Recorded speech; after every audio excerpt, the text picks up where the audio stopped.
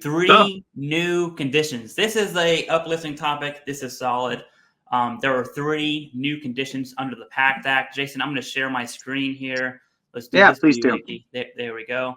And so here we go. Very VA technical news. There are three new conditions for Gulf War era and post 9/11 veterans. You have Afghan, Somalia, Djibouti, Egypt, Jordan, Lebanon, Syria, Yemen, Uzbekistan, and Southwest Asia, including Iraq. Southwest Asia also includes, like, for our Navy brothers and sisters, like Gulf of Oman, Aden, the Red Sea, essentially all of Fifth Fleet AOR. If you don't know what Fifth Fleet is, it's a Navy thing. Those nerds will know what we're talking about. But that was a joke. Says the Fleet Marine Corps guy. Yeah, I know. And there are three new conditions. They are male breast cancer, urethral cancer, and then paraurethral glands. This is absolutely solid. And I just want to get in the rest of the news article just talks about how awesome PACT Act is, yada, yada, yada, the same PACT Act stuff we hear in any news story. But I want to get your thoughts on the three new conditions, Jason, of male breast cancer, urethral, and then urethral cancer. Yeah. So, Clay, I'm always okay. I'm happy that we have new conditions added.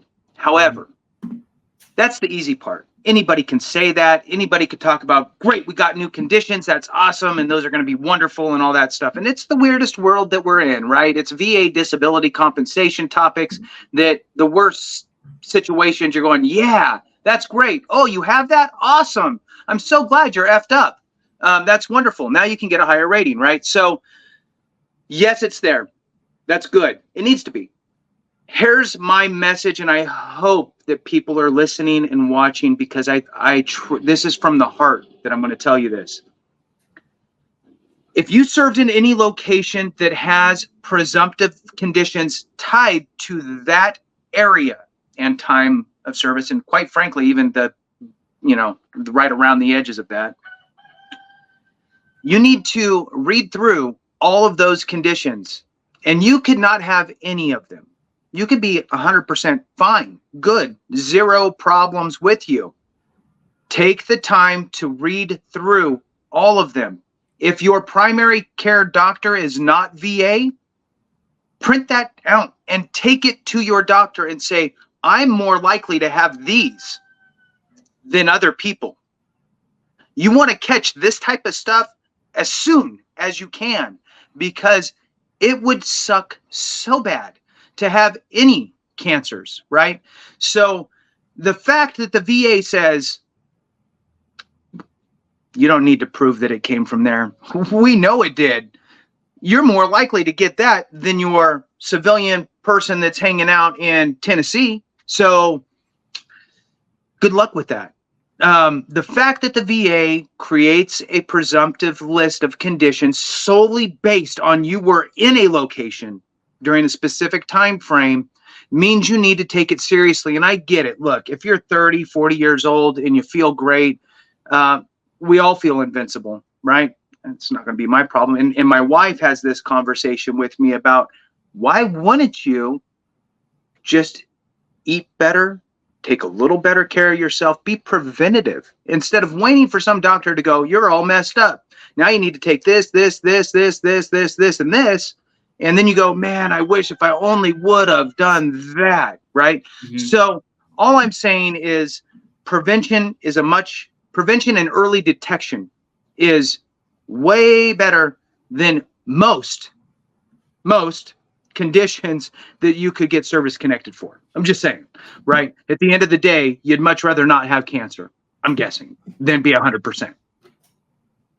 Right? So share with your doctor the list of presumptives and let them know that you have a higher likelihood of having one of those, so they can start checking you like 10 years earlier than when they would, right? Or check you before you have symptoms. Just saying. So that's my thing on that, Clay. Presumptives are awesome. I love presumptives. Presumptives are good because they do eliminate that need for the nexus, which quite frankly is the most difficult part of the claims process for everyone. Anybody can go in and get diagnosed for a condition. Your diagnosis does not have to be during your time in service, although that's nice. It doesn't have to be. You could have a diagnosis for a condition 30 years later and then still get that service connected. Now, with the difference between you got diagnosed 30 years later and a presumptive condition and a non-presumptive is the presumptive condition just goes, okay, did you serve in the location that condition is tied to during that specified time frame? Yes, cool, your service connected. The other person, I got diagnosed 30 years later. Now the VA goes, okay, cool, it's not a presumptive. So now you, veteran, need to prove to us that it manifested during your time in service or is a result of your time in service some way, somehow.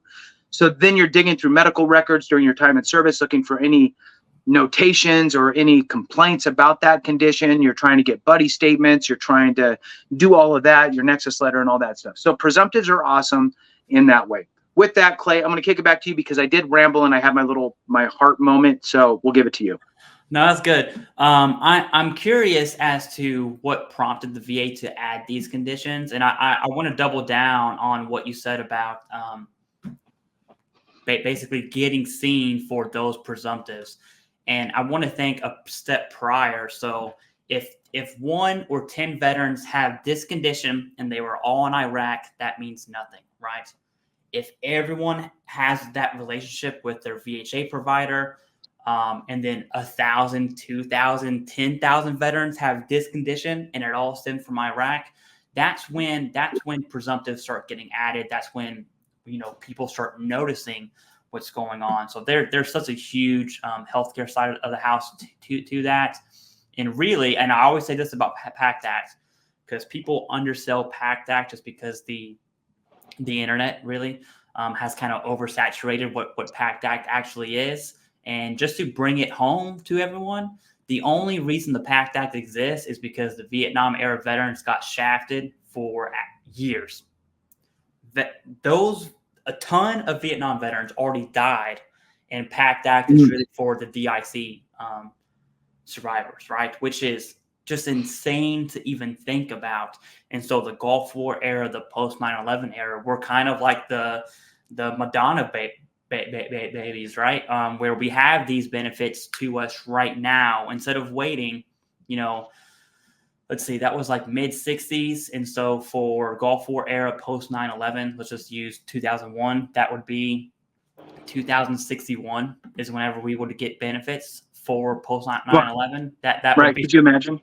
Yeah, that would be insane. And so that's why PACT Act exists. It's because those Vietnam era veterans got shafted for so many years. Many of them already died, and now they have presumptives for Agent Orange, hypertension, and a few other cancers. And then it leads me to believe that these presumptives were created based on just the number of toxic exam exposure reports that went on and who's been diagnosed with what. But as you were talking, I was scrolling through, and I did find this statement, which I think everyone will think is hilarious. But the VA Secretary, Dennis McDonough, says, and I'm going to read this verbatim, VA is working with one goal in mind, getting today and tomorrow's veterans and their families the benefits they deserve. And this is the funny part, as fast as possible. Completely side note, Jason, from what, as I was reading that, if he would have ended that sentence prior to saying as fast as possible, I think everyone would just love the sentence.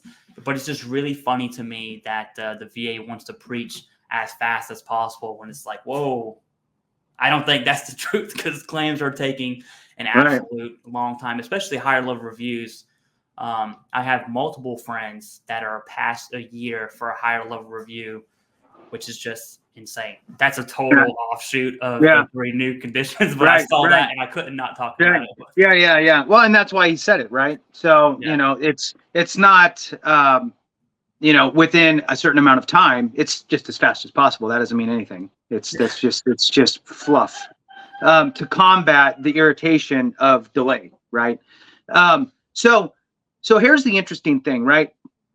When you go to VA doctors, and this is, I guess, a reason why you should see the VA medical people for your conditions.